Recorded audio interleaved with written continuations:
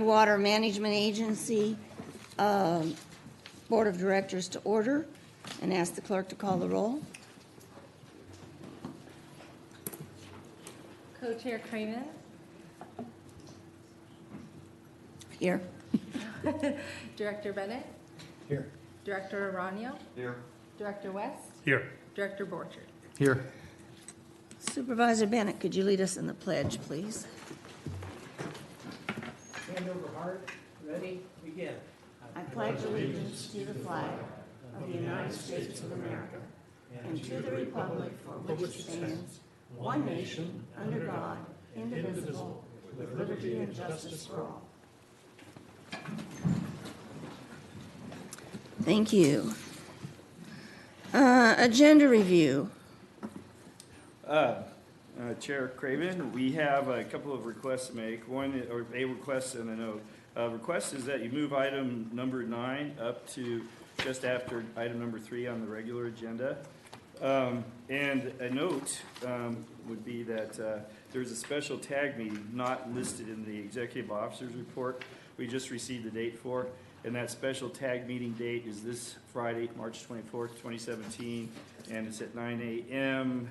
at the United Water Conservation District offices. At what time did you say? 9 a.m.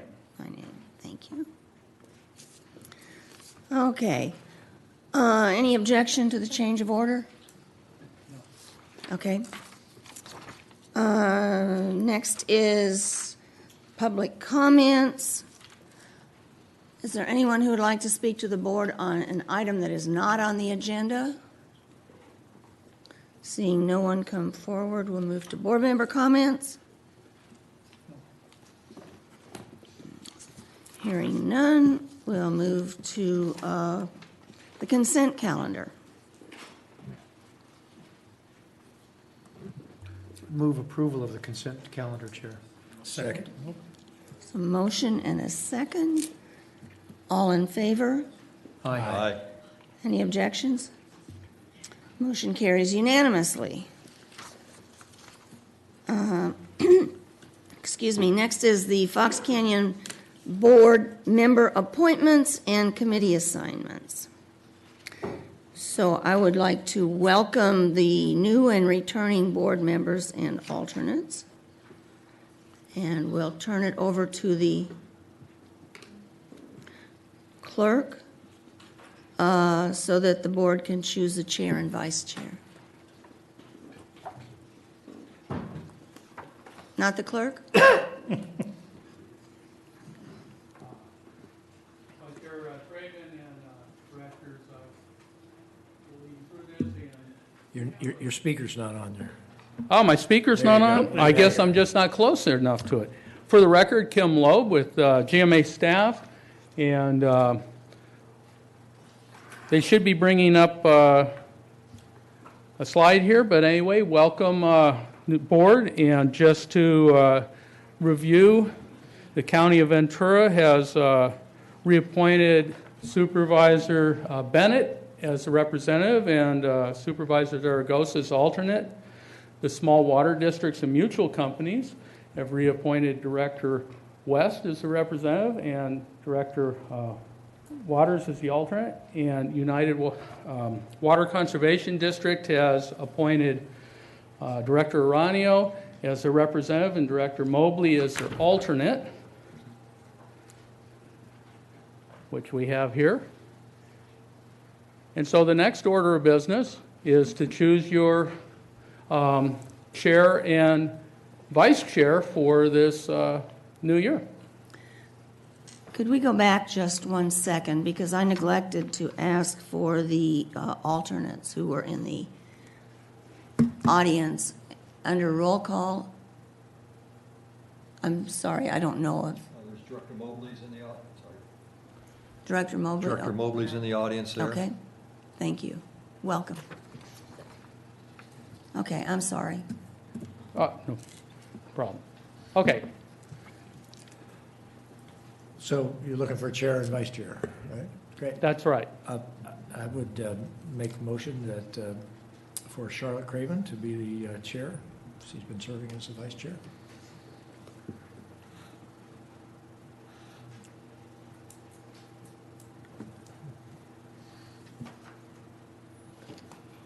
a second? I think you need to ask if there are other nominations. Okay, if I'm doing that, this is my first time through that with this organization, so, yes, are there any other nominations?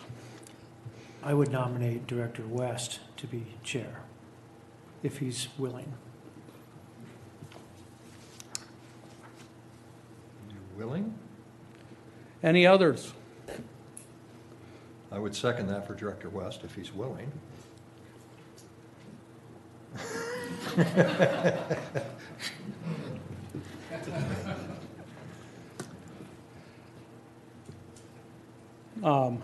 Okay, so we have a first and a second for Director West.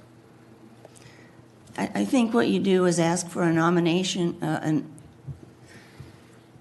motion to close nominations at some point if there aren't more nominations. Okay, And then you vote on them in the order they were nominated.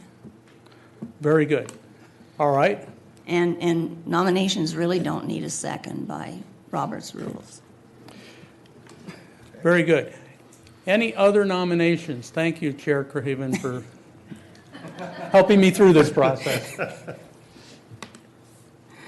Okay, so then we'll take a motion to close the nominations.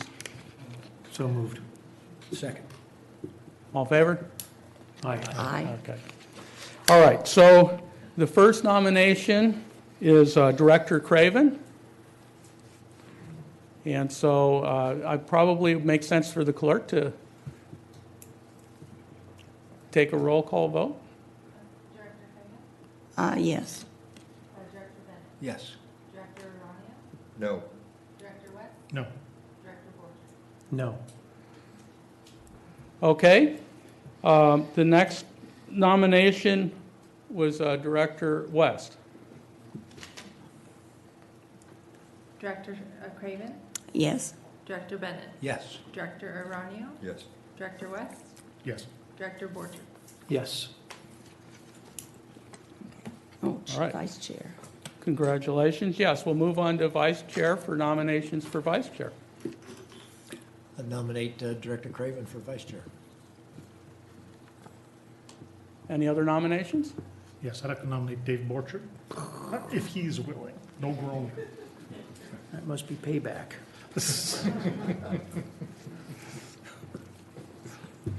Any other nominations? I move we close nominations. Second. All in favor? Aye. Okay.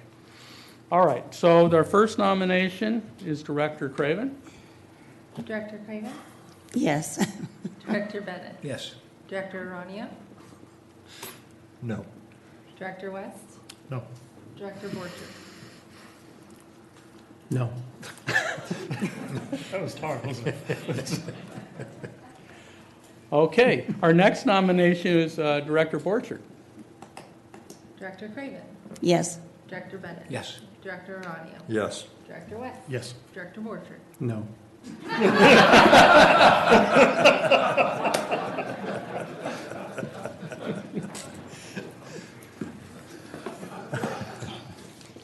I think we need to change.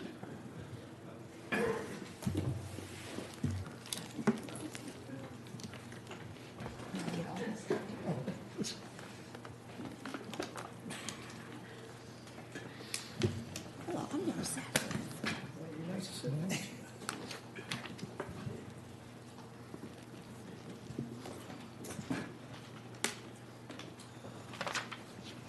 Okay, well, congratulations, Chair West and Vice Chair Borchert. The next order of business is selecting your standing committee members for the next year.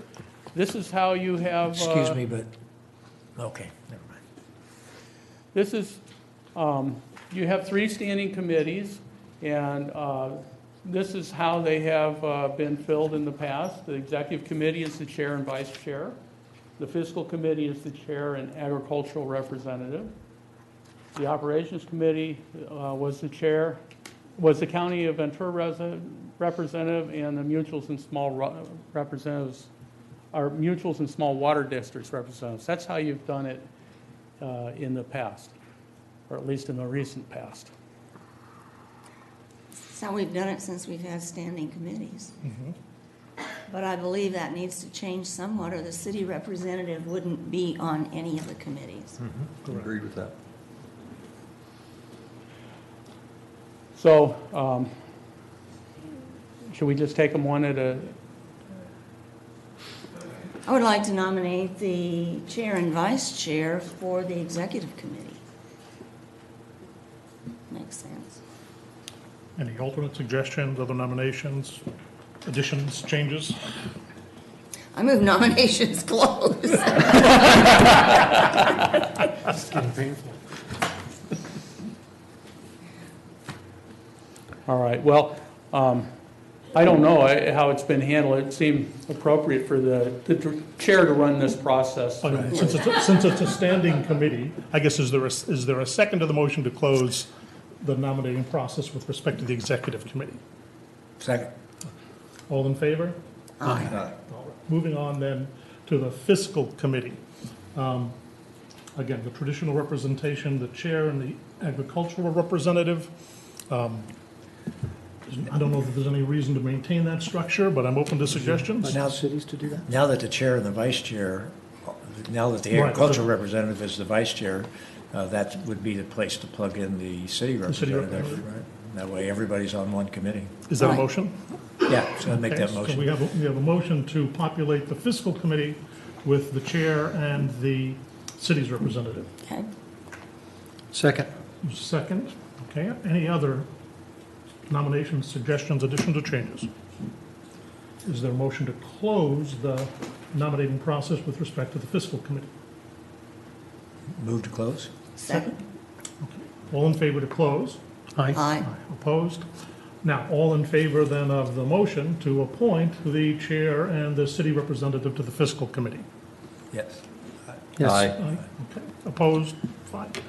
The operations committee, we have the county representative, the mutual and small water district representative, which is me. I think it would be appropriate here to put,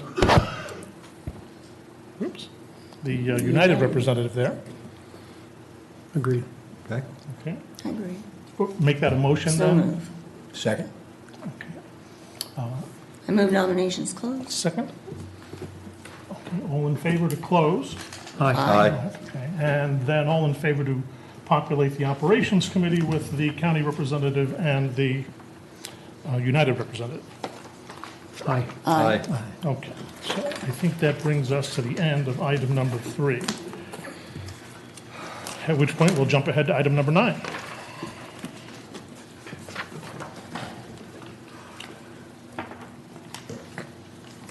Slides, please. Good afternoon, Chair West and directors. For the record, my name is Kathleen Rydell, Fox Canyon Groundwater Management Agency staff. I'm here to present item 9, which is the North Pleasant Valley Desalter Project Monitoring and Contingency Plan. Back in September, your board adopted Resolution 2016-04.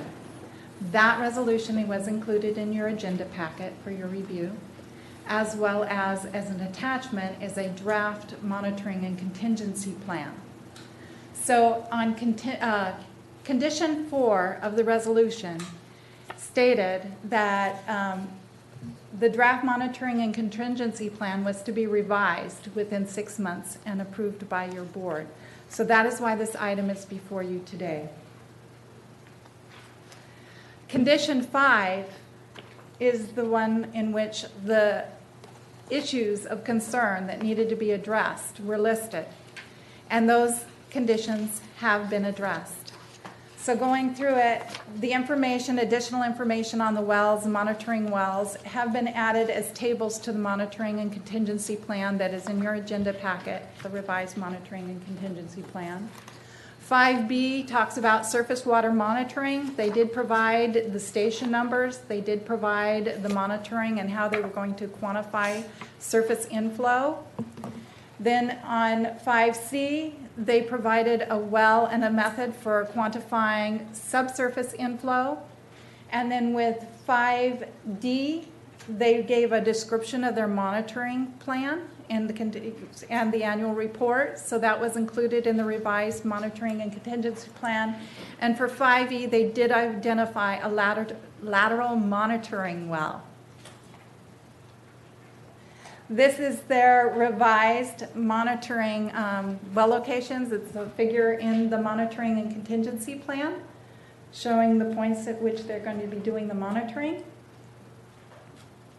So in conclusion, staff has met with the city representatives and gone over the proposed monitoring and contingency plan. We have reviewed multiple drafts, and the revised plan was submitted within the 6 months stated by the resolution. And the revised plan addresses the requirements of Resolution 2016-04. So it is staff's recommendation that the board approve the revised North Pleasant Valley Desalter Monitoring and Contingency Plan prepared in accordance with Resolution number 2016-04. Any questions? Questions or comments from the board?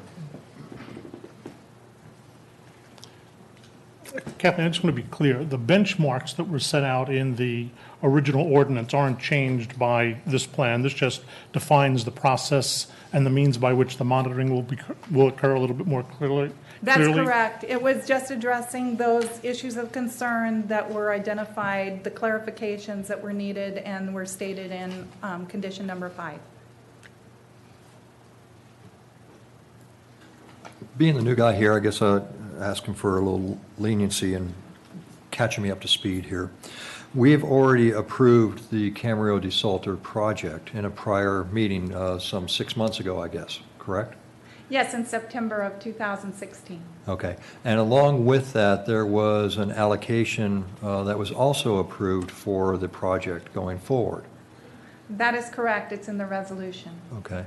So this here is for us to address the monitoring plan only and some holes that were identified in that prior presentation when we adopted or approved the project itself? That's correct. If you go to the original resolution, the monitoring and contingency plan that was attached is labeled draft. They did not have it final. They wanted an additional 6 months in order to final that monitoring and contingency plan, and that's what they have before you today for consideration. Okay. As I read through the monitoring plan, and it's extremely technical in its nature, there were a couple things that jumped out at me that I'm looking for my words here, excuse me.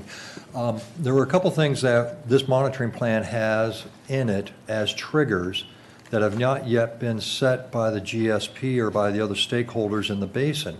And there's a potential here for a conflict between the project monitoring plan and what will be adopted later on in the GSP that's still being developed. There was a reopener clause. It's in the resolution that was provided that it can be reopened based on the groundwater sustainability plan that gets adopted. It is, used to be item number 13, but I'm trying to remember. It must be,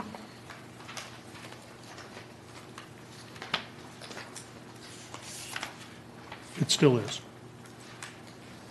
Paragraph 13 in Okay. the resolution. right, and it talks about the resolution consistent with provisions of the groundwater sustainability plan or update. That's 13A. Okay, but that has a, how does the date of September 28th, 2018 impact that? If the GSP is not developed or approved by then, does that null and void this and their project? There was an alternate language that should this not be adopted or brought in, there was an alternate language that's in the resolution that was going to replace that. That goes back to the original board meeting at which the board adopted this resolution. Okay. If the resolution, it's on the page 7 of 8, about second paragraph down in the resolution. If a groundwater sustainability plan is not adopted by the agency by September 28, 2018, then the provisions of this paragraph, and then it goes on. So that was what the board decided at that time. Okay. So if the city were to choose to go forward with their project at this time, knowing that the GSP is still being developed, they are the ones that are still assuming the risk that their project may not be in compliance with the final GSP in its development? That was the understanding going back. I don't have that totally fresh in my mind. Lucy, is that your understanding?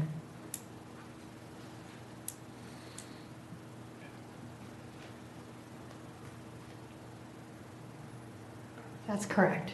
Thank you. Thank you.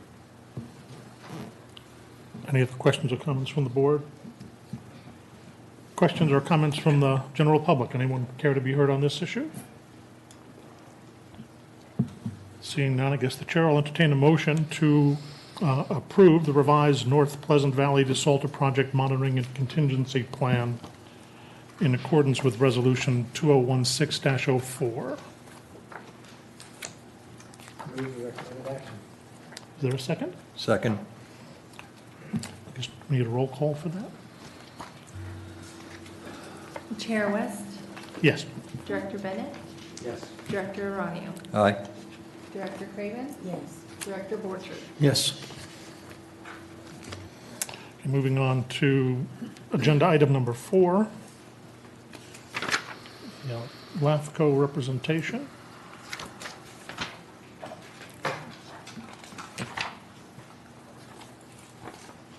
Good afternoon, Chair West and Directors.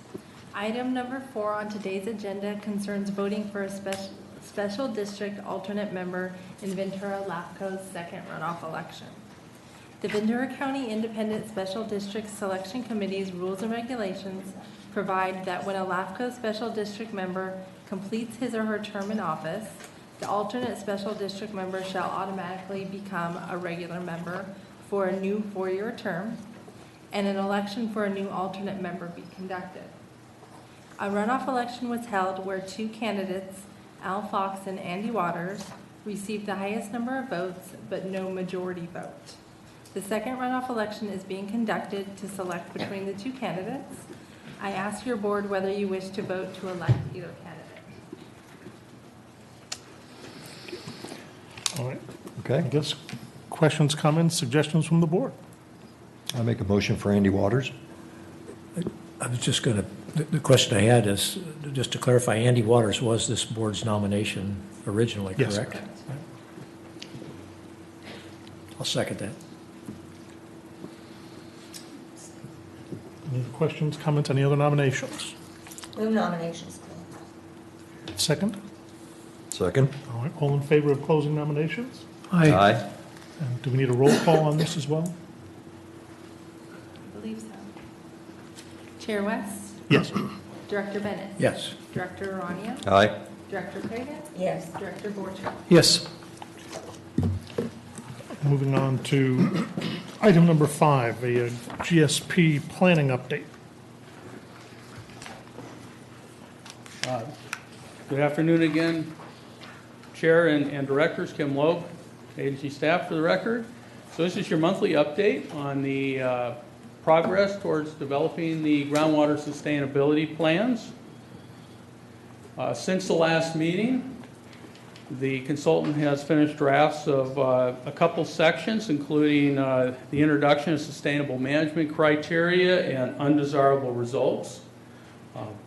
And to remind the board, as well as any folks in the audience who might be listening, as those sections are available in draft form from the consultant, they are distributed. We actually have a special SharePoint site where the TAG members can get to them, but at the same time, we post them to our FCGMA.org website so the public can do a review and provide comments in parallel with the TAG review. Excuse me, Kim. It's me. How does the public know that those are up on the GMA website? Well, we have the consultant is running a email newsletter, and we encourage folks to subscribe to that email newsletter. And so all the folks on that email newsletter, whenever there's something newsworthy, like a meeting coming up, or there's new chapters for review, then we send out an email to let everybody know that those are available and where they can get to them and how they can comment on them. Okay, thank you. Could the board be added to that list? I've never received a email. Well, Director Craven, as I was saying that, I was thinking, wow, is there any board member who does not want to be subscribed to that? Okay, that will happen. Thank you. More reading, yay. So, Your choice. At least you have it.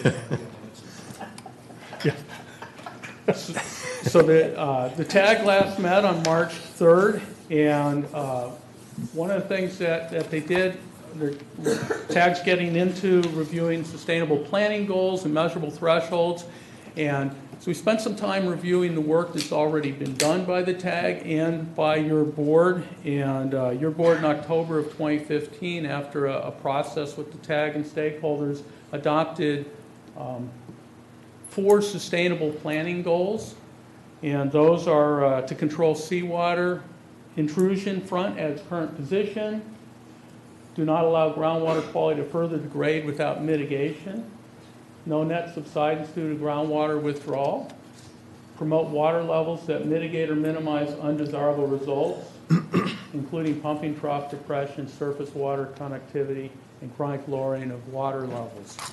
So those are the planning goals that were adopted by your board, and those are what the TAG is now planning around for the sustainability goals and measurable thresholds that are going to be a key part of the groundwater sustainability plan.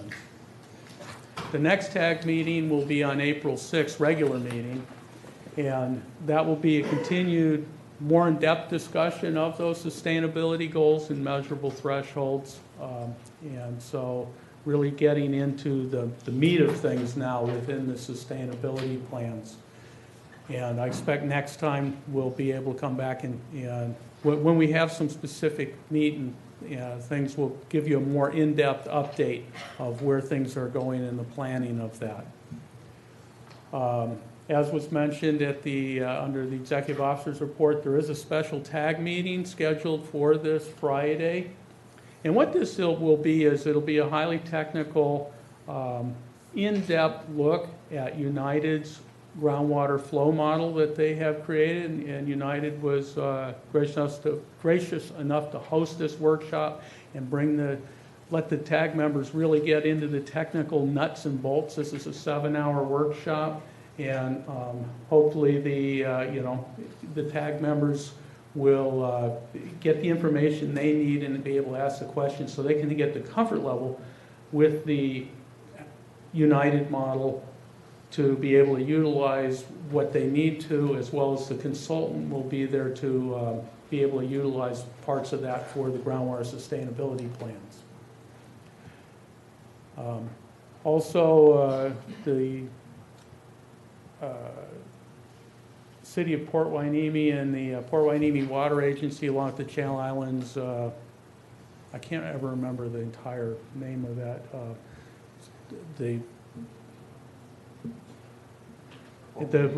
It's the Channel Islands Community Services District, is that it? Beach Anyway, community services. yes, exactly. So they asked that I give a presentation, which I did on Monday. It was well received. I talked about the overview of SIGMA and then gave an update on where the GMA is at in terms of developing GSPs. They're very interested in that process. And so that it concludes my comments on the GSP update at this time. And if the directors have any questions, I'll be happy to answer. I have one question, Kim. I know at one point we discussed the prospect of submitting chapters or parts of the GSP while it's a work in progress to the state for their preliminary review or some comments.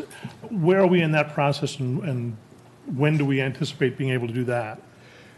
Yes, DWR has indicated that they are very interested in reviewing our draft chapters. They've said they wanted to review them basically in 3 parts.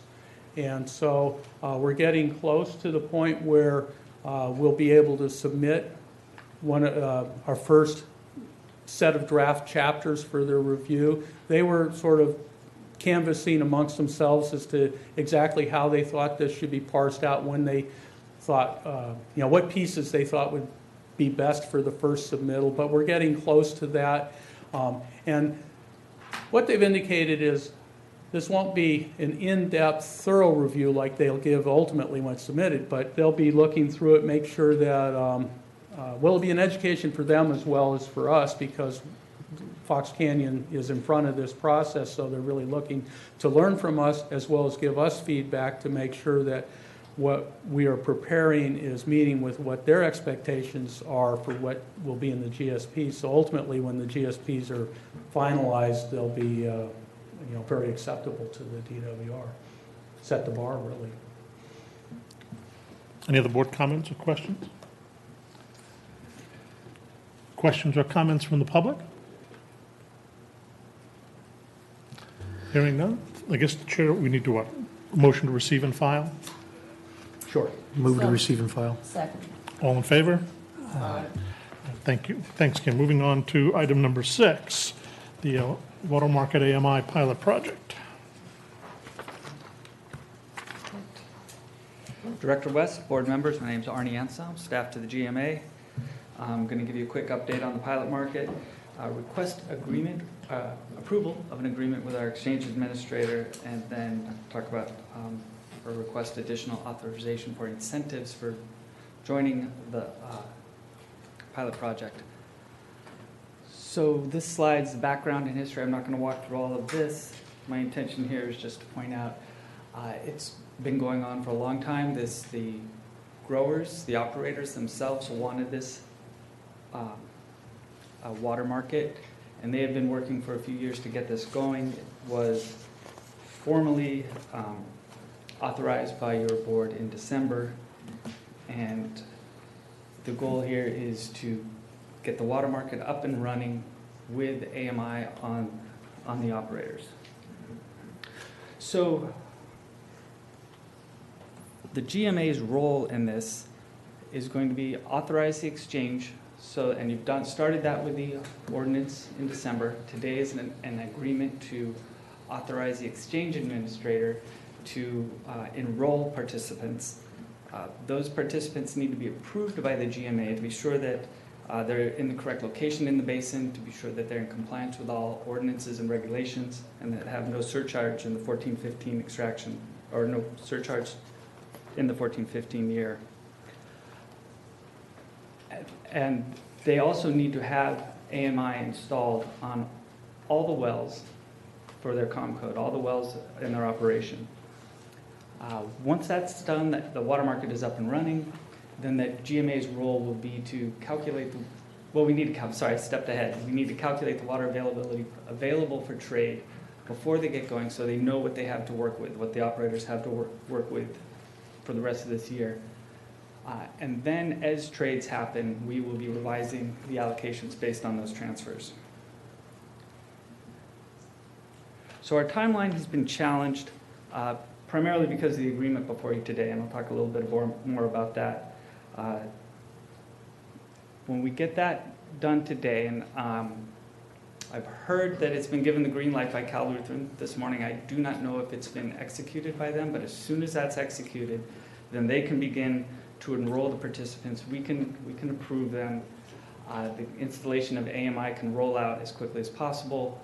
Although with that equipment, it's going to take 2 weeks lead time once it's ordered, and then Wrench Systems says that they can install 5 to 10 per week. So about the exchange administrator agreement, it's only for this pilot program. It expires on November 1st of this year. The responsibilities outlined for the GMA are we are to certify the operators that are eligible and establish the amount allocation available for trade during that time period. The exchange administrator's responsibilities are to establish and operate the water market. That's to enroll the participants, to do the trades, to handle the money.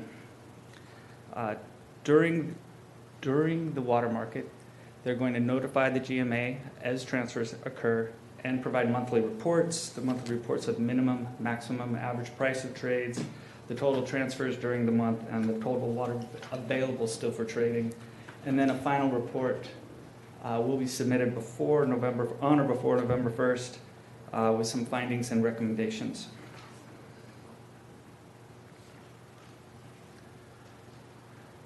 Third part of this presentation is the AMI rebate. That's the automatic metering infrastructure.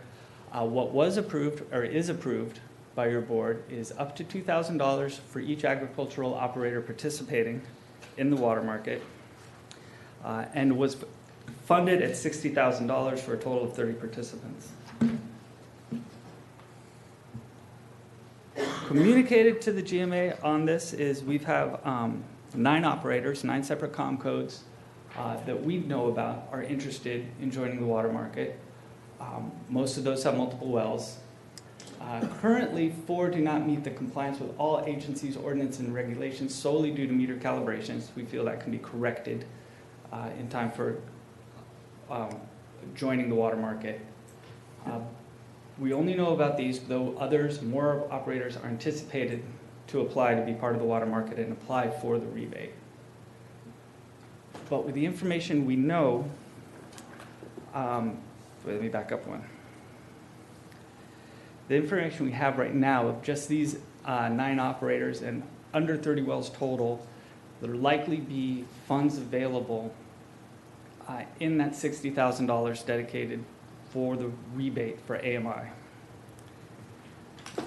Of the 4 that do not meet the requirements, is that 4 wells or 4 of the 9 operators? 4 of the 9 operators, and it might be just 1 well that they have that has not been calibrated in the last 3 years. 50%? Oh. So with this extra, or the funds that may be available for the rebate, for incentive to get more operators to join AMI, we have some options. Looking at the number of wells of the operators who are applying, rebates for up to 3 wells per operator will fund over half the interested parties, fully fund half the interested parties in the water market, or the funds could be saved for a future water market or roll back into the GMA's budget. So the recommended actions on this item today are to receive and file this update, approve the agreement with California Lutheran University to provide the exchange administrator services for the water market pilot program, and my recommendation is to authorize payment of additional incentive rebates for installation of AMI devices to pilot program participants for up to 3 extraction facilities. Thank you, Dr. Craven. I have some questions and a concern, and they're all going to be wrapped in together. But you said the agency approves the operators. Is that staff or the board? Staff. Okay. And it's just strictly if they meet the requirements in the ordinance that you set. Okay. And in 2 places, once you said this ended November 1st and once July 31st. It's really July 31st, isn't it? With the final report to come to us in November? Correct. Okay. The water market ends in July. The agreement with Cal Lutheran ends in November. Okay, but the pilot program ends the Correct. 31st of July. And so here we are at the 20-something of March, April, May, June, July, but with the participants not having been fully approved, some of them not qualifying, and that's going to take a while to make sure they do qualify if they're going to qualify. Getting the machinery installed is going to take us till sometime. I'd put my quarter on it being the 20-something of April at the very beginning. So we're just going to have 2 months of this as a pilot program. Is It that? appears that way, yes. That seems awfully short to me. That's all I can say.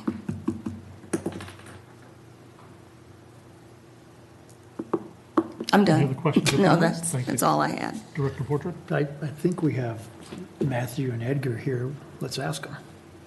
Would you guys mind? elaborating if you think that's a...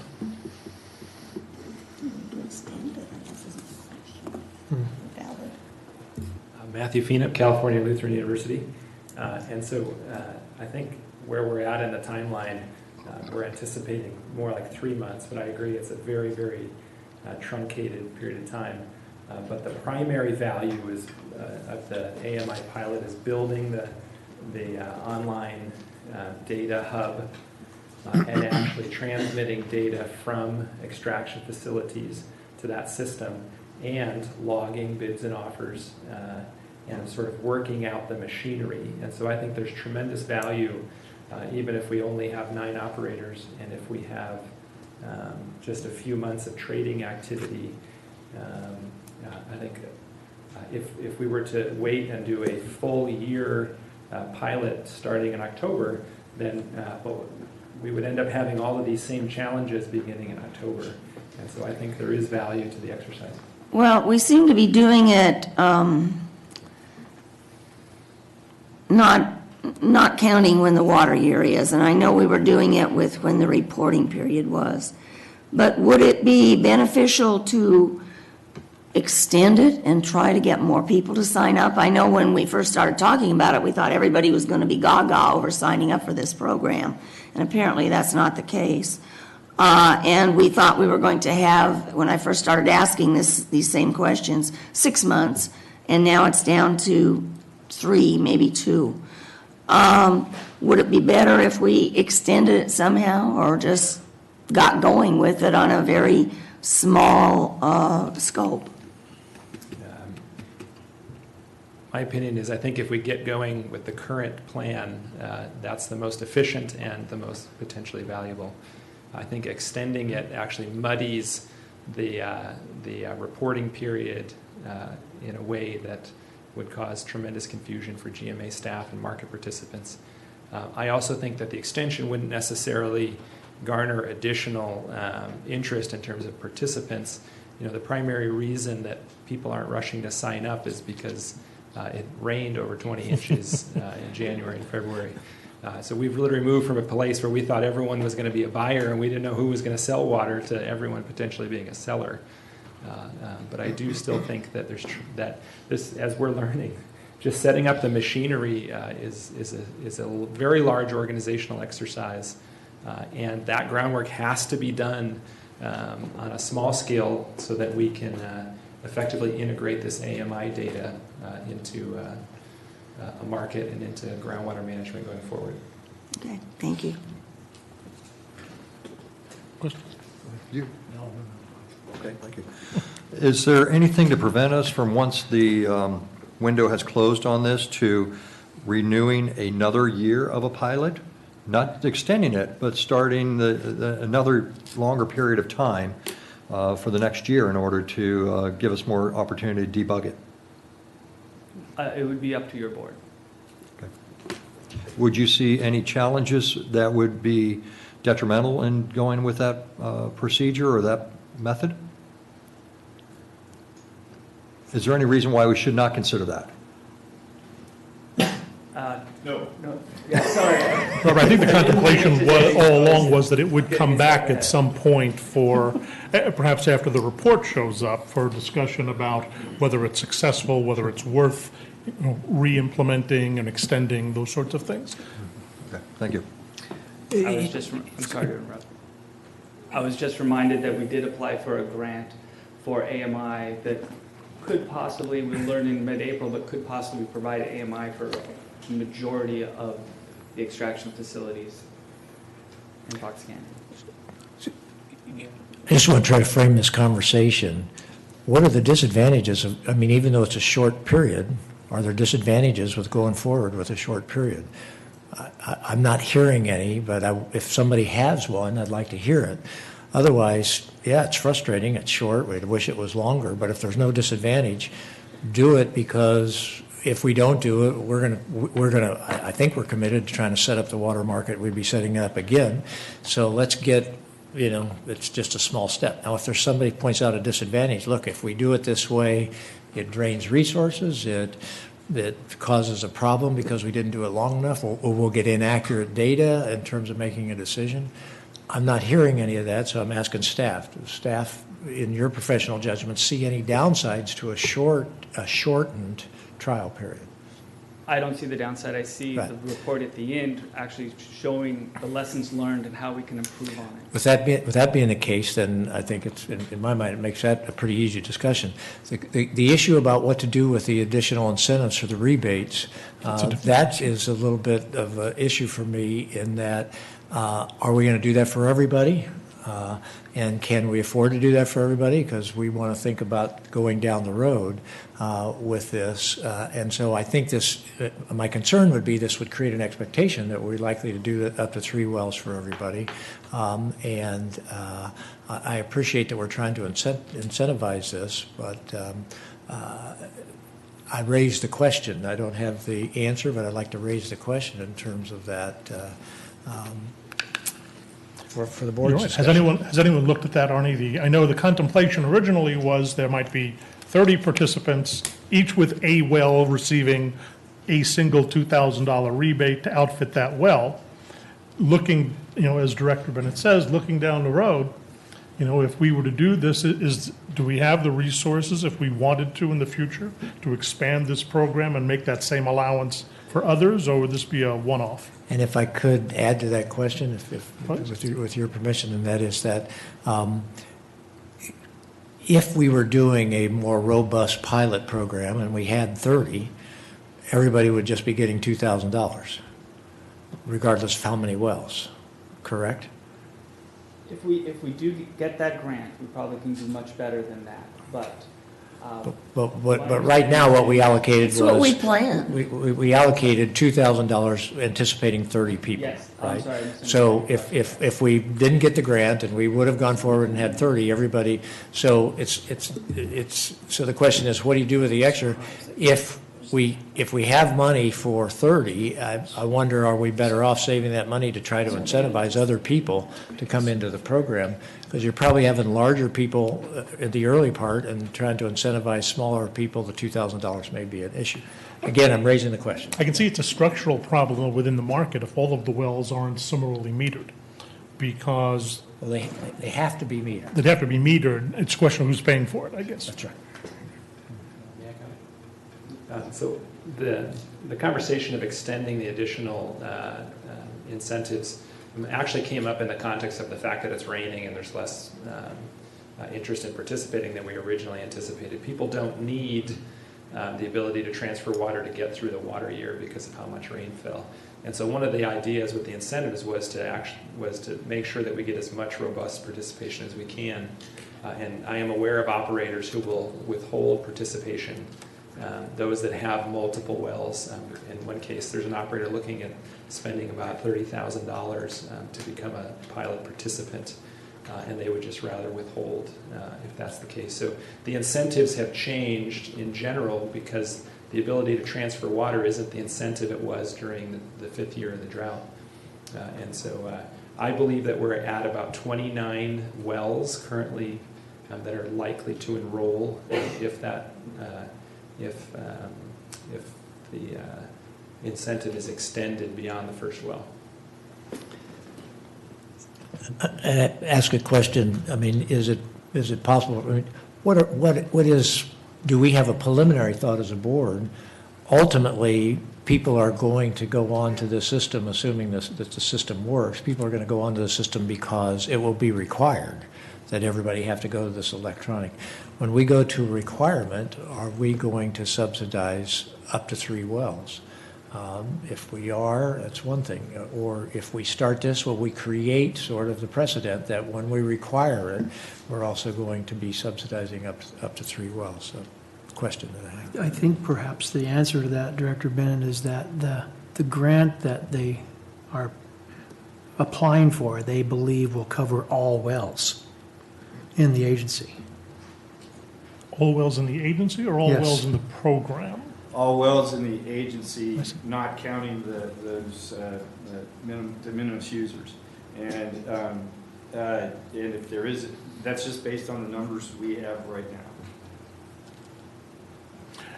Based on those numbers, if there was no grant, we have an estimate of what the cost would be to apply this grant to every well in the system?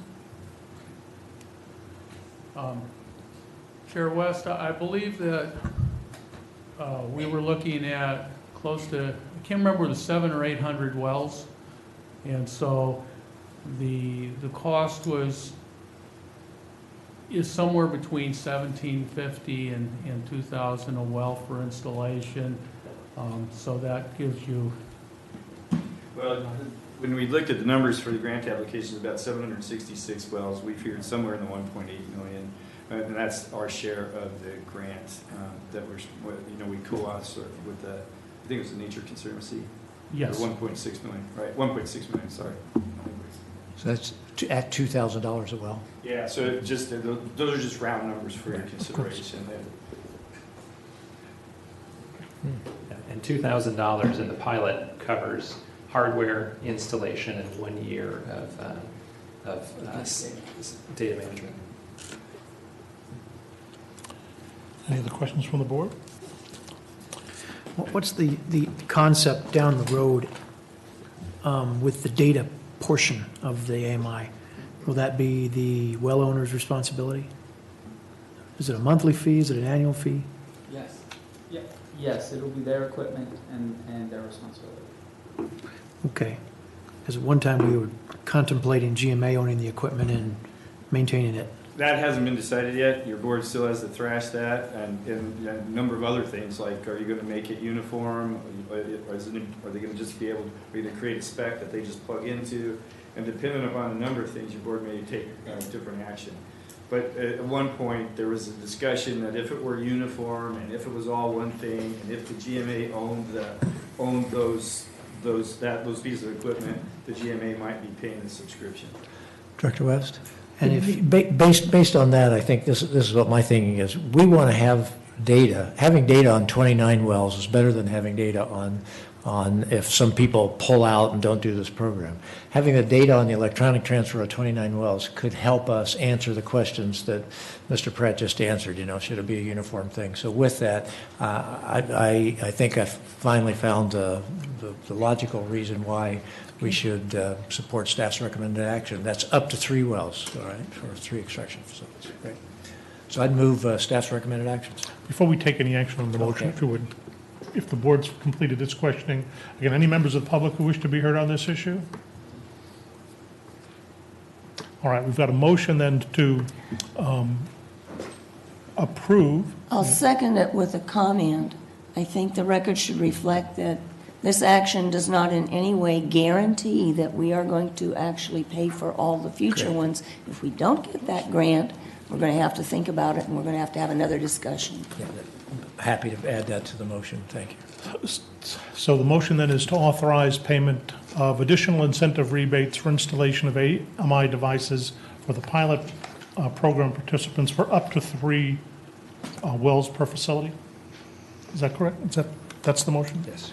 And to receive and file and do all this other stuff. Oh, and to approve the- How about saying just staff's recommended actions? That's Right up there. With Craven's her- addition. with her. And I guess the one question that I had with respect to item number 2, I know, Al, you had some input into the various iterations of the agreement.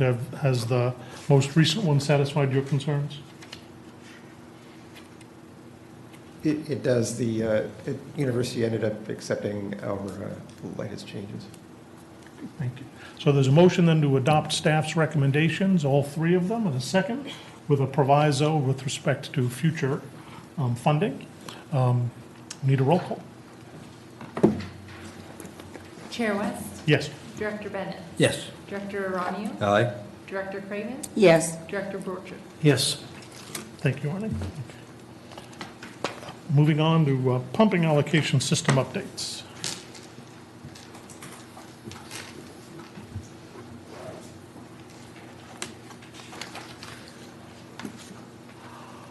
So, as they're bringing up the slides here, just to refresh your board's memory, at your January meeting, your board indicated, here we go.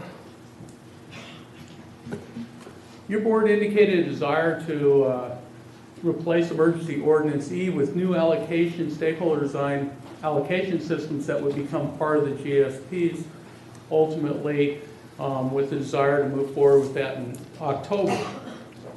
the Los Posas Valley, the LPUG plan, the board approved a plan for staff to work with the LPUG group for evaluation and work to implement that system.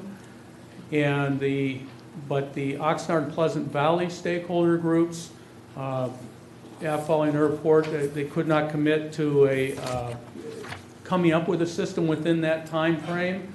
And so your board directed that it made sense to work a Plan B, an alternate system that could be implemented in the interim if need be, if the stakeholder groups are not able to come up with the system within that time frame.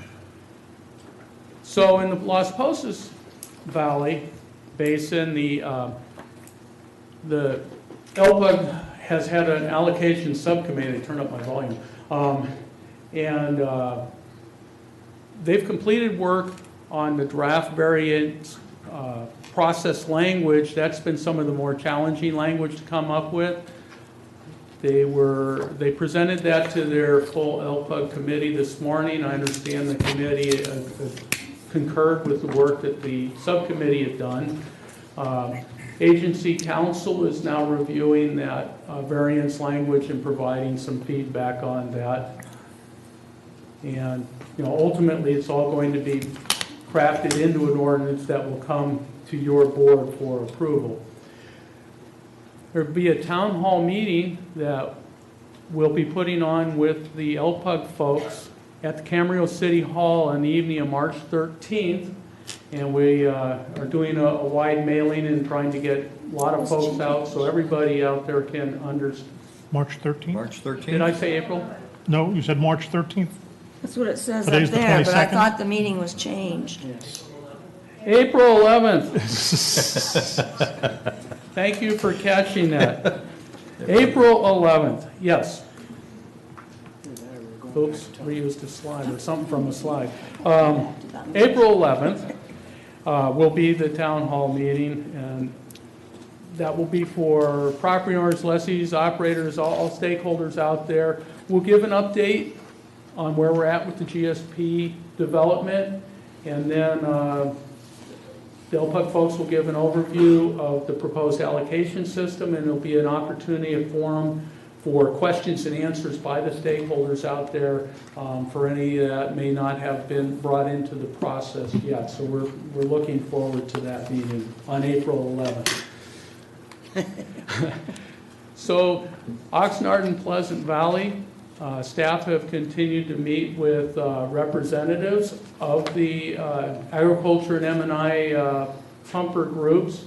They're making very good progress, and we are learning a lot about what has transpired and what we will need to know to help work on crafting an alternative allocation system and the options for that.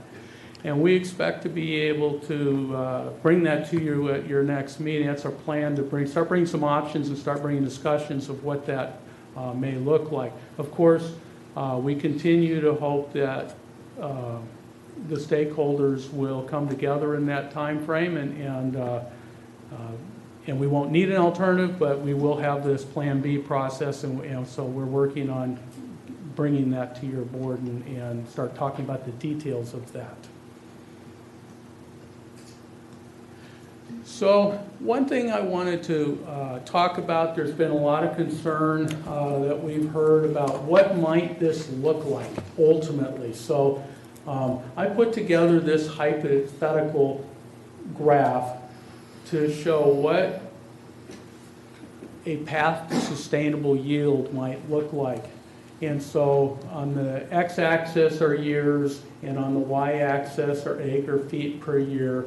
And in this hypothetical example, the blue line here is the sustainable yield, and the orange line is the pumping, the extraction. And so, of course, by year 20, under sigma is when we have to come into our sustainable yield.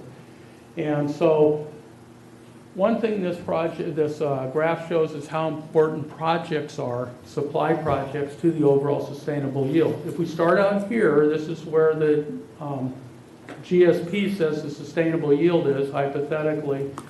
But if we have projects, this says a hypothetical 2,000 acre foot a year project comes online at year 5. Now we have a higher sustainable yield for the basin. Here's another 2,000 acre foot project, and then year 15, maybe a 10,000 acre foot project comes online. So that means that softens the amount of demand reduction that has to be done. Now going on out, there could be additional projects that maybe allocation gets increased.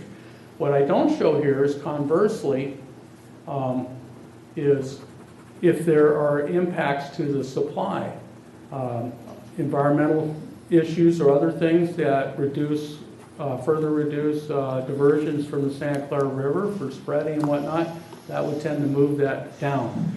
But we thought it was important to start talking about what this might look like, so that we understand that, you know, at year 1, we're not looking at just dropping down to sustainable yield. We have a glide path, as we've been calling it, to get to there. And if we're able to implement those projects in that glide, but during that period of time to boost up what the sustainable yield is, then we'll be able to get there. The other thing that's important in the, it's part of the Las Posas Valley proposed allocation system, and it will likely be part of the Oxnard and Pleasant Valley, and that is the idea of a rolling average. Because of the hydrologic cycle and because of the conjunctive use of the water, when we have more water, we can use more surface water, we can back up pumping. If there's less surface water available, we have to pump harder on the groundwater as we have through this drought. And then we can manage the basins within some parameters and have that reserve there, and having that rolling average will allow that kind of complexity and soften out the variations in the climatic cycle.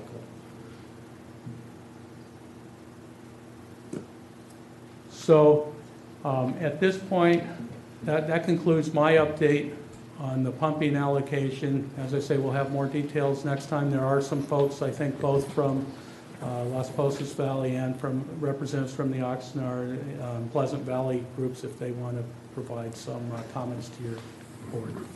Thank you. Any questions from the board? Mr. Chief, could you go back one slide, please, to the graph?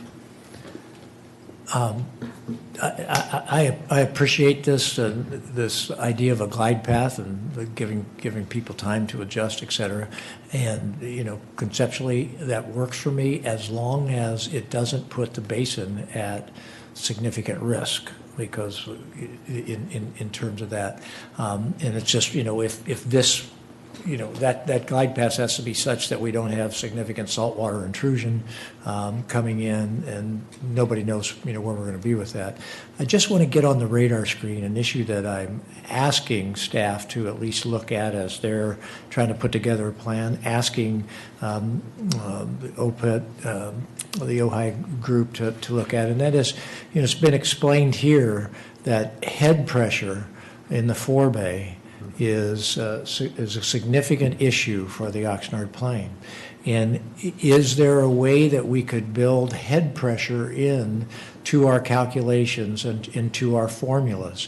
If we have good head pressure, we can pump more. If we don't have good head pressure, we have much more of a risk of saltwater intrusion, and so we have to adjust to that. So I don't have the answer, and I'm not the technical person on that, but that concept, when it was explained here at one of these meetings, seemed to be one that a fair number of heads nodded about in agreement that that's an important issue to pay attention to. And I'd like to early ask that it be at least on the radar screen, so that when I ask about this later, people don't go, oh, I'd never even considered that. Thank you very much. Appreciate that. If I could just pipe in real quick, and I appreciate you saying that, Director Bennett, because I was thinking about how I could bring this up for the board's thoughts again, and it occurs to me, you know, you read the LA Times, you look at a variety of the news reports going on, and all up and down the state, municipalities are thinking about ways of capturing stormwater and doing exactly what we've been doing here for a long time in the Flore Bay. And yet conversely, we seem to be busy trying to tear down our most important groundwater structure, the Freeman Diversion. And it seems perverse. We watch LA County, we watch a whole variety of entities that are investing the kinds of funds that we all want to do. These are projects that will put water back in the ground, put that head pressure in the forebay, just like you say. And so I just would like us to also keep in mind that whatever we as an agency can do to kind of either get the word out or somehow it seems to be there's this disconnect that somehow we can just, well, I don't want to get too far gone on theoretical, but we have a brilliant project that diverts stormwater and river water from the Santa Clara River and puts it right in the forebay where we need it. And yet we're exactly in the process of limiting that same project every month. So whatever we can do to help kind of sustain that activity, I think, is paramount on all of us. A question that I have, and thank you for making this graph. And I see the glide path and I see how the supply augmentation would come up in order for the two to meet. What I don't see is consideration of how do we fill the existing hole? Right now we're at 140,000 acre feet of available storage in the forebay. Anything greater than 80,000 acre feet of available storage in the forebay means we have seawater intrusion. That head pressure that Director Bennett was talking about is translated when the forebay has less than 80,000 acre feet of storage. And we're at 140,000 right now, even with these rains. A very real fact is that with these last storms, there was approximately 8,000 acre feet of water that we legitimately, under our permit, could have diverted. And we're unable to because of environmental concerns. The trade-off for that is we spent $2 million to buy 10,000 acre feet from the State Water Project and contributed to the carbon footprint to bring that water in under Article 21 water. So this is how the system is backwards and not taking into consideration water that is available as flood flows that we're prohibited from taking, but yet we spend $2 million in order to pump it in over the Tehachapi's and float it down the river. And that's what we're going to do at United. So you're absolutely right. The system is backwards in those considerations, and the valuable head pressure that we need is about 60,000 acre feet of water in that forebay. Then you'll have your head pressure. So back to my question. Sorry for going on my rant. Channeling Lynn Milhart there. Where is the consideration for how do you fill the hole? Well, Director Aranio, this is a pretty simplistic overall look. Ultimately, through the GSP, there'll be management areas, there'll be the sustainability indicators and the measurable thresholds and the key wells that are identified with targets for things like water levels and chloride levels, and we'll have to manage to those. And so this is an overall high-level look at what the balance might look like. But certainly, we do recognize that there are operational parameters or management actions that can be taken to optimize the management of the basin. And so these are some of the things that are being discussed, within the TAG and will be discussed within the TAG with the consultant. And it's something that the United model could be useful for in terms of forecasting if the TAG and the consultant come up to speed and comfort level with that. And certainly we recognize that there's a lot of complexities and we need to work to manage the basins with the most operational flexibility to minimize the impacts while optimizing the available water.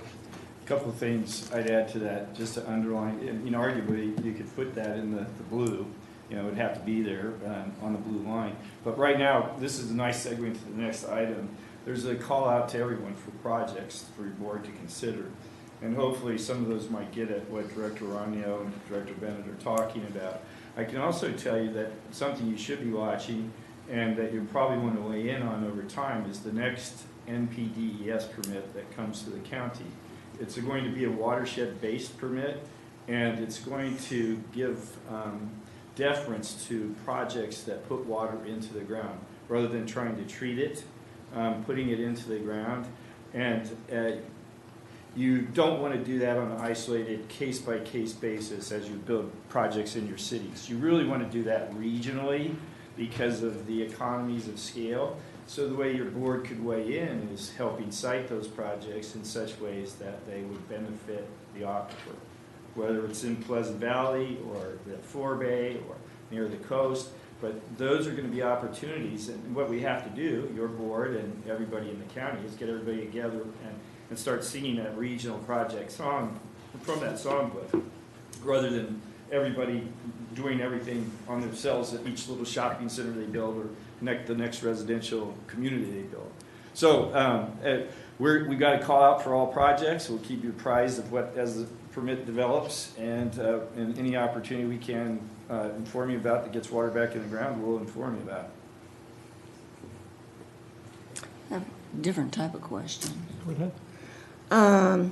You mentioned that the Oxnard Pleasant Valley group was working and that their plan would be brought to us. Is that going to be at a special meeting whenever they're ready?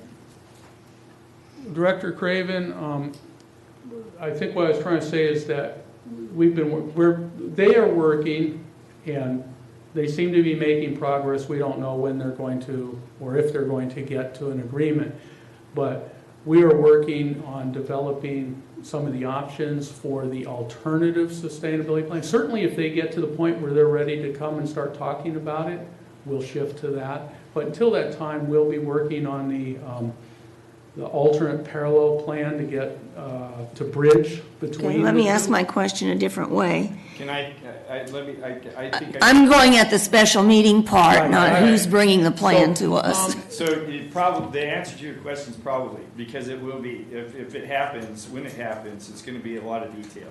And there will be, once they get their plan developed, then we still have to take it out to the public before it gets to your board and have those comprehensive stakeholder input meetings. And so the things will be moving, and yes, it's almost assuredly going to be a special meeting or meeting where that's the only item of concern for it. And then Kim was talking about the interim plan might be the same sort of thing, right? If we are forced to this plan B that was suggested by your board, that's probably going to warrant a special meeting or a single topic board meeting. Well, that's where I was going, because I think that at a regular meeting, when we have a lot of other business, it's really difficult to get into the details of something as important as that. If it's going to be brought to us and we're going to have just a very short time, I mean, we want this all wrapped up by October. So it was supposed to have been approved by July originally. I'm optimistic that, I mean, I've met with these groups a couple of times, not all, but they seem to be making progress. And even if we don't get to a point where they're perfectly content, we probably still have a meeting where we describe the differences to you, where the gaps are, what they're trying to close. Okay, thank you. Any other questions from the board? Thank you, Kim. Anyone from the public wish to make a comment? Jürgen, do you want to bring us up to date on what you folks are up to, or is there anything to report new since our last meeting? Jürgen Gramco for the Oxnard agricultural landowners. Nothing new to report in the greater general terms, but we have had meetings with GMA staff. We meet among ourselves weekly. We're boring through the details, and each detail, of course, brings up new issues. So we're not sitting on our hands, I can tell you that for a fact. And I think we'll have something to you. As Jeff says, we may still have some gaps in there, but at least you'll see where the issues lie, what we've been able to agree on, and where we have been unable to agree. But you'll get a framework for sure. Thank you.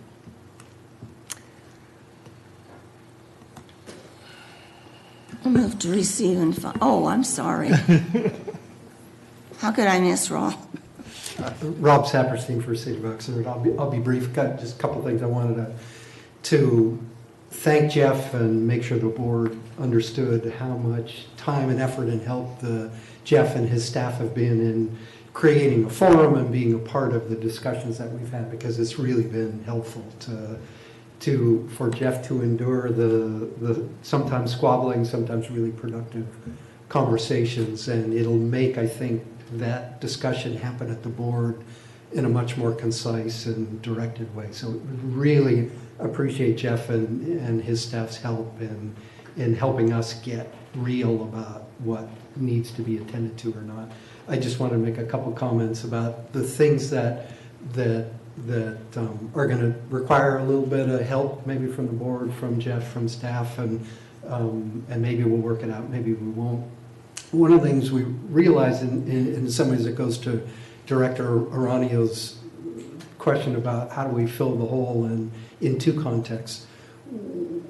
The conjunctive use of this basin has always been a fundamental aspect of management up until the emergency ordinance. It was the reason why there were conservation credits, in part, was to allow folks, both ag and M&I, to dip into something above their historical allocation during dry years and have some incentive to give back and relax their pumping to the maximum extent possible, use surface water, use imported water during years when the water was aplenty.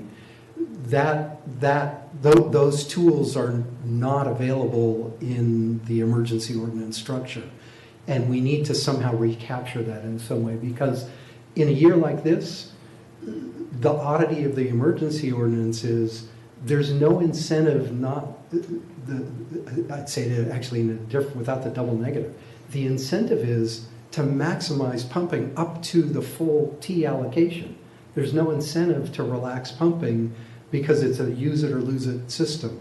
And offers agricultural folks no incentive or no opportunity to cut back in some way, knowing that they're hedging for a dry year.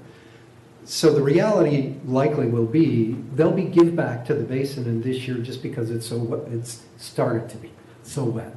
Maybe we've not harvested as much water off the Santa Clara River as we'd like to, but the reality is with the rain, there's been reduced agricultural pumping. There's still been the constraint up until recently on M&I use and mandatory conservation measures.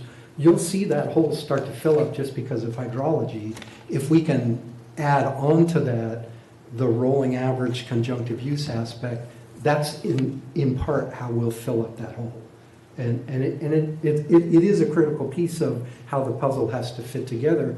The other piece that's less attractive is where the start point is. We know what the kind of dry year benchmark is from the last couple of years. Our OPV total pumping in one of the most stressed times, zero surface water available, challenged access to state water project water, little bit of an artificial reduction on M&I use, but we're talking ballpark. What we need is 100,000 acre feet of supply in the most stressed period. Do we start at 100,000? Do we start at 90,000? That's a bit of the moving target that will go to how steep that curve has got to be over the 20-year period and how quickly, and in my last point, we need to infill. And so the last piece where I think we've actually made significant progress between the ag and M&I community is the recognition that we need a replenishment assessment as quickly as possible. So the other way we get to fill the hole is to help pay for stormwater capture in a major way, help pay for in a more equitable way, maximizing state water, imported water, whether it's full use of Ventura County's allocation of state water, the M&I providers that have access to state water when it's plentiful to help offset some of their costs to lay off groundwater. All those things happen with a replenishment assessment. Until we're there, we're seeing the steep curve instead of a little bit more moderated overall impact over some period of time. and hence the reason we're trying to be attentive to the very aggressive time frame to try to hit the September target to adopt a plan that may set the GMA up to adopt a replenishment assessment. So appreciate it and really appreciate Jeff's help. Thank you, Ron. Any other comments? There's a motion to receive and file the report. Is there a second? Charlotte's motion. Okay, all in favor? Aye. Right, before we move on to number 8, the chair just wants to recognize that the city's alternate, Neil Andrews, appeared at the meeting during our discussion of item 6. And yep, so we're moving on to item number 8, the Las Posas Basin Replenishment Water Study Update. Mr. Chair, Directors, this is a nice segue from the other, and as we continue to talk about projects and the need for projects here throughout the GMA. In last month's meeting, the United folks came and presented some of the projects they're looking at for the Oxnard and Pleasant Valley basins. Your board approved a study paid for 50-50 between us and Callegas. And Callegas has been managing that process with input from us and stakeholders. And so today, Susan Mulligan, General Manager with the Callegas Municipal Water District, will present where they're at in terms of the draft project summaries. Thank you, Kim. Good afternoon, Chair West and board members.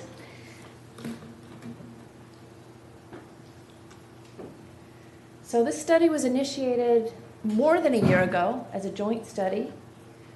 The problem that was identified in Las Posas Basin several years ago was that in the future, pumping is expected to exceed recharge. We need another source of supply. Much of that basin has access to imported water, but the thought was that there might be a less expensive source of supply that could be provided, especially to agricultural pumpers. So the goal was to identify potential sources of supplemental supply that could make up the shortfall. The study addressed purely technical and cost issues. It didn't address the issue of who pays and who benefits. That can come later. So this is a purely technical study. And it was funded 50-50 by GMA and Callegas. GMA is especially important in this area because most of the Las Posas Basin is not covered by United Water Conservation District.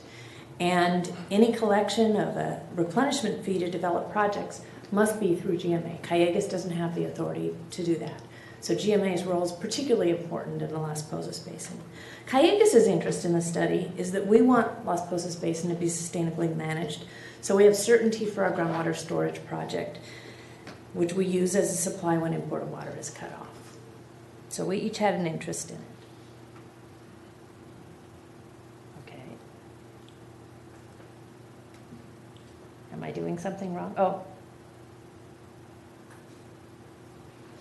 there it went. Okay. LPUG set up a committee that were the main players in this study, but the stakeholder meetings have included all the LPUG folks as invitees. Point that right at the screen, Susan. The screen? Yeah, it's the Thank you. right button. Yeah. The consultant that was chosen was Kennedy Jenks. Is there? Okay, well, I'll just keep pressing. And I was the project manager for Callegas. I'm not typically serving as project manager on projects at our agency, but our other staff was too busy. So, the process. Wow, is there another clicker? This is going to be annoying. The first step in the process was to have a workshop. Thank you.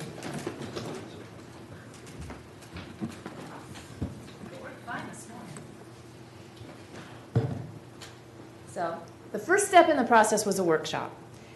And the goal of the workshop was to brainstorm what supplies could we study. People have been talking for a long time about, well, we could do this or we could do that. This was a chance for all the pumpers to get together and say, okay, look at this one. The first workshop, they also developed ranking criteria.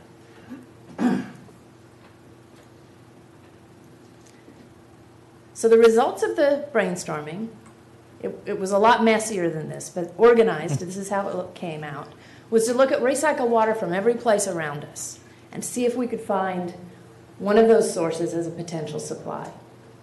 Stormwater as well, brackish water from various locations in the basin, arundo removal, and then imported water. Oh my goodness. Yeah, now it's really responsive. Imported water from Metropolitan Cayugas as kind of a baseline. And then, is there a way to buy imported water in a different way, as we heard about United this morning, buying some extra water when it's available from folks in the Central Valley?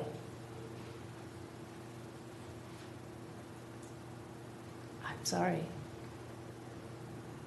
So, everybody voted. Everybody came up with criteria, and we put them on the wall on big giant Post-its and gave everybody a couple of dots and told them to put dots on the ones they felt were the most important. They could put 2 dots on one. One person voted for the sodas off to the right-hand side. I'd never figured out who. And this is what they came up with. Oh. Obviously, cost was the most important. Quality was the second most important, availability, and it goes down from there. So as the projects were developed and evaluated, these were kept in mind the whole time. Next step in the process, we started to look at interconnections because those are an important element. In 2013, the GMA and Cayugas also funded a study to make maps and diagrams of all of the agricultural systems and county waterworks and Cayugas systems in the Las Posas Basin. So they're all laid out on a map with pressures and everything you need to know to analyze them. And those fed into this study. We had a second workshop, sat down with the pumpers and the system operators to identify how those systems could connect together, and came up with a techno memo on the cost and capacity of interconnections. So why do we care about interconnections? Well, pipes are very expensive. Using existing pipes is the least expensive way to move water from one point to the other, from where there's a supply to where it could be put to use. So we felt this was a good foundation to have, and even if these interconnections aren't all built into these projects, we wanted to develop a document that showed what it would take to build interconnections. So we had a meeting, and we had everybody there, and everybody got up and pointed at maps and said, this one would work, and this one won't work, and look at this one, and sent the engineer back.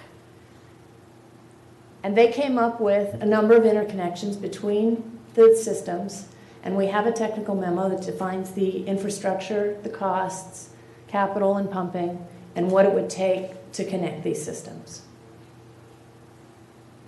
Next step in the process, we took another study that was jointly funded by Cayugas and by GMA that was complete in 2015 that looked at brackish groundwater treatment for agriculture. And that fed in, along with some other things, along with the interconnections and the information from workshop number 1, to a number of project summaries and a list of eliminated projects. We decided we want to make this sort of easy to read and digest. So for each project that stayed on the list, the consultant wrote about a 2-page project summary that described the project and how it met each of those criteria the stakeholder had come up with, and also made a list of projects that were eliminated and why they were eliminated. So the ones that were eliminated were almost all of the recycled water projects. And the reason was the same in all cases. They're committed to another use. We thought we had something with Oxnard, but then the Oxnard Plain folks kind of took an interest in that supply, so we backed off of that one. There's a stormwater capture project between Simi Valley and Moore Park that we looked at initially, but Watershed Protection District had looked at it, and there's some significant environmental restrictions. We looked at maybe the North Pleasant Valley brackish groundwater desalter. There are some LAFCO restrictions on wheeling that water outside the city of Camarillo that caused us to back off. And then we thought maybe the Pleasant Valley pumpers might have concerns about basin export, so we backed off of that one. And then some thought, well, it'd be sure cheaper to get imported water through United than to wheel through Metropolitan and pay the treatment cost. But they have their own environmental restrictions and limitations on flow, so that came out. But everything else stayed on. And here are the potential supply alternatives that they came up with. We don't have all the final costs. The project summaries have been through some review, but they're not complete yet, so I would like to come back to the board when we have the stakeholder ranking and the final numbers, but you can see what we're looking at. So each project was compared to buying water from Callegas. This is most of the Las Posas Basin. The hydrogeologist would probably be more specific. Most of it you can see is in the Callegas service area, and part is in the United service area. That's the portion that can't buy water, imported water from Callegas. One project, and it's looking very promising in terms of the cost and the yield. Arundo uses thousands of acre feet per year from the Las Posas Basin, and removing it could be a relatively cost-effective way to get more yield in the Las Posas Basin and allow for more recharge. There's a small project, potentially taking some dry weather diversions from Beardsley Wash. It sort of leaks out of the shallow groundwater layers out there and could be diverted and blended with Del Norte wells. It's not a very good quality supply, so it has a challenge, but it could be blended. Simi Valley recycled water was another option that we looked at. You've heard that Simi Valley has city council approval to sell their recycled water to an agricultural entity up by the landfill, but that deal is not done, and it's not inked and it's not done, so we kept it on our list. And there are two ways that could be delivered. One is to build pipes and deliver it to the ag folks in Las Posas. The other is to keep discharging, to pay Simi Valley to keep discharging a certain amount to the creek. The challenge with the creek option is the Arundo takes up a lot of it. So we kept that on the list as one to evaluate. Excuse me, can Yes. I just ask if Simi Valley does start to sell significant portions of that to an ag operation up by the landfill, that will have a significant impact on recharge in the Las Posas It absolutely would. Valley, right? It absolutely would. A significant water equation issue. Right? It certainly is. I know we've And had that out there, but it's, it's significant. And the pumpers were briefed on it a couple of years ago and sort of saw this decreasing inflow going forward. And frankly, a lot of it has already occurred because with water conservation, the wastewater discharges are substantially less. So that is a big problem for the area. Another thing that was looked at is purchasing water from Central Valley entities and wheeling through Metropolitan and Callegas. Another option that was looked at, and this rolled over from the previous study, was looking at treated brackish groundwater. Now this is not in and of itself a new supply. Director Bennett just mentioned that the Simi Valley water is part of the natural recharge for the basin. It is the primary recharge for the Fox Canyon aquifer, but pumping near the creek could accelerate, if it was done in a managed way, could accelerate capturing high quality storm flows and that might otherwise travel across the basin boundary over to the Pleasant Valley Basin and potentially out to the sea. So this is something that the group looked at. And there are two different ways. One would be to have individual desalters with the agricultural. There are really three agricultural pumpers, mutual water companies that are affected by salinity or expected to be affected by salinity in the near future. They could each have their own desalter, and Moorpark could have a desalter, or it could all be one desalter. And the study has evaluated both options and how the costs compare and how they might operate. I'm sorry to interrupt again, Susan. So if you operate this in such a way that you're capturing surface flows during storm events, what does that do to recharge in the Pleasant Valley area? Does that impact? It's a zero-sum game. Right. This all has to be managed together. Thank you.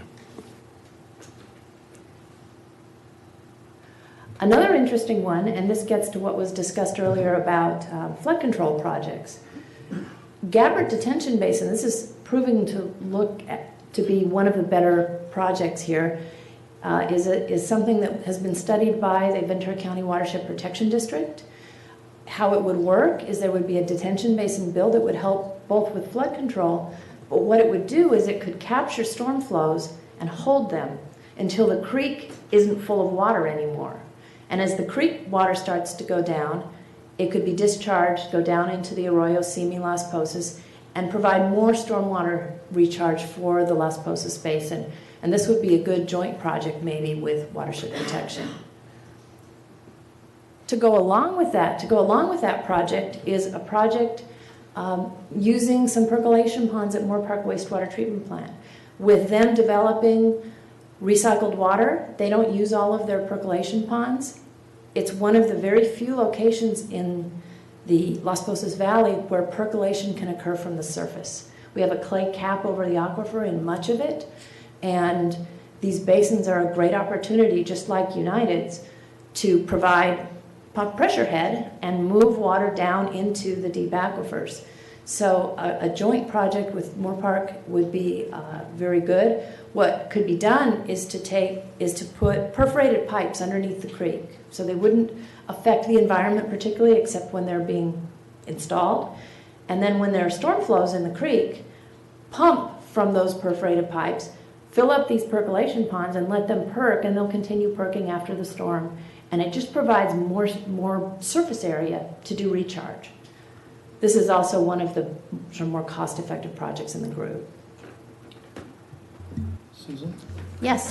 How many acre feet do you think that's viable to produce? I think we are still negotiating that between the consultant and watershed protection. Okay. But it's in the thousands, low thousands, but thousands. So where we are today, the project summaries have been carefully reviewed by GMA, Waterworks, Watershed Protection, CME, and Callegas. We sent back all our comments. The consultant's now incorporating them.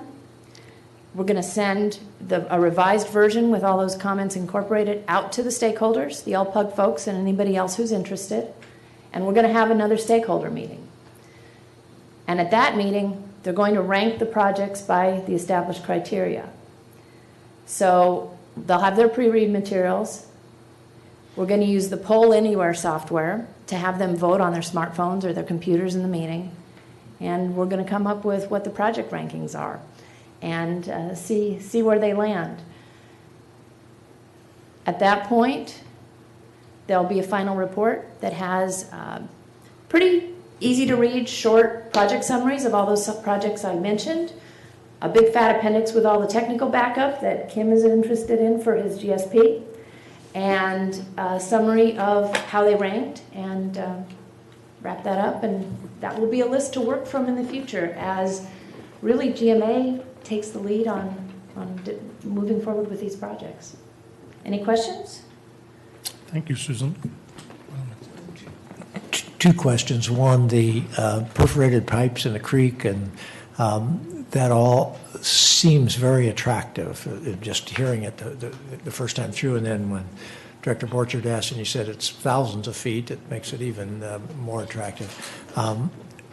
What are the environmental hurdles? I mean, is that environmentally doable? The hurdles for a project that is underneath the bottom of the creek are negligible once it's in place.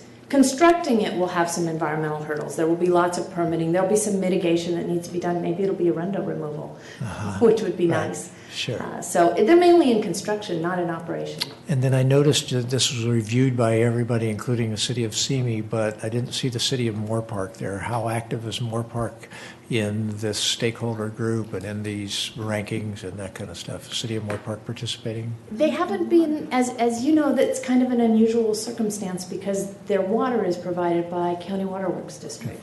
So we tend to work through the Waterworks District, but we can certainly reach out to their staff. I would encourage you to do that because we're starting to get City of Moore Park now, weighing in when rates go up from the water district and all of that stuff. And it's like they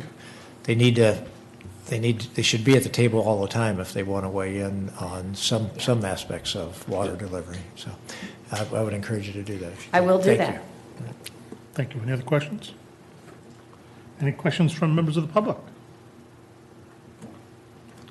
Susan, thank you very much. We look forward to the report. Good. Move to receive and file the report. Is there a second? Second. All in favor?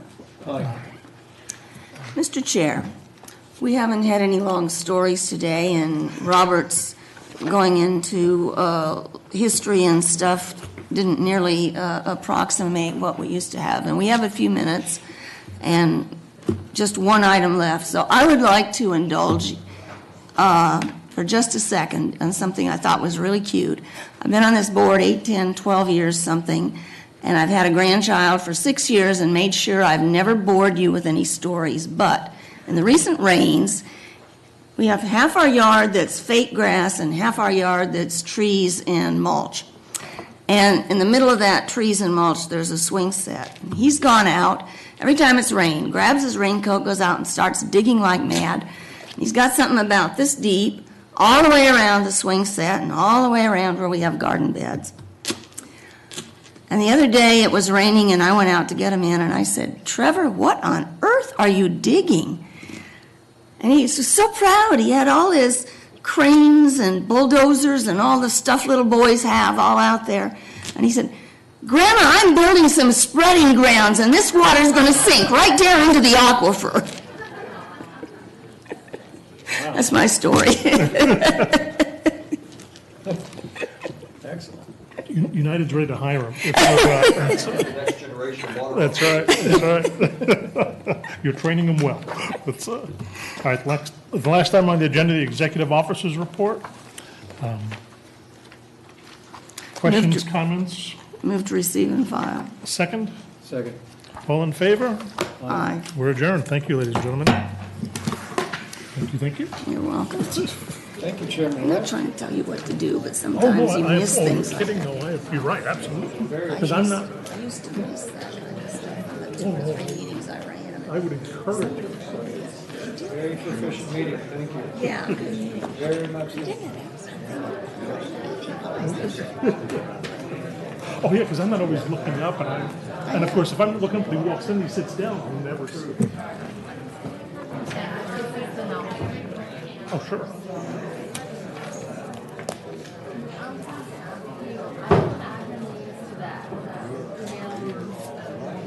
Yeah. Oh, no, please, please. Once in a while, public record saying we don't want that.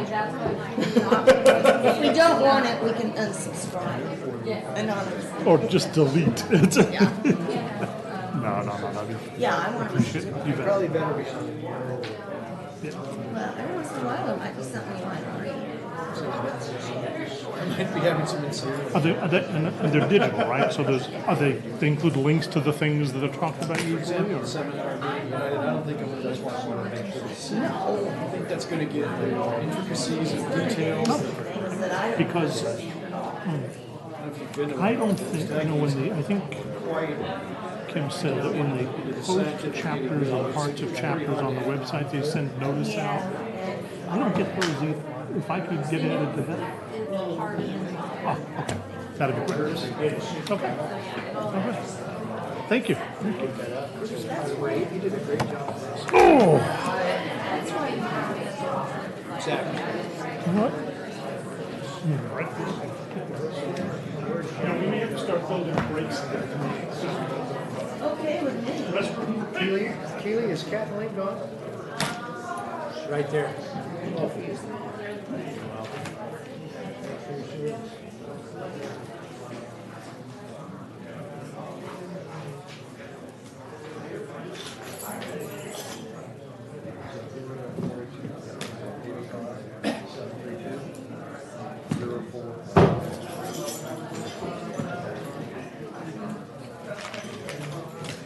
See you, David. Okay, see you.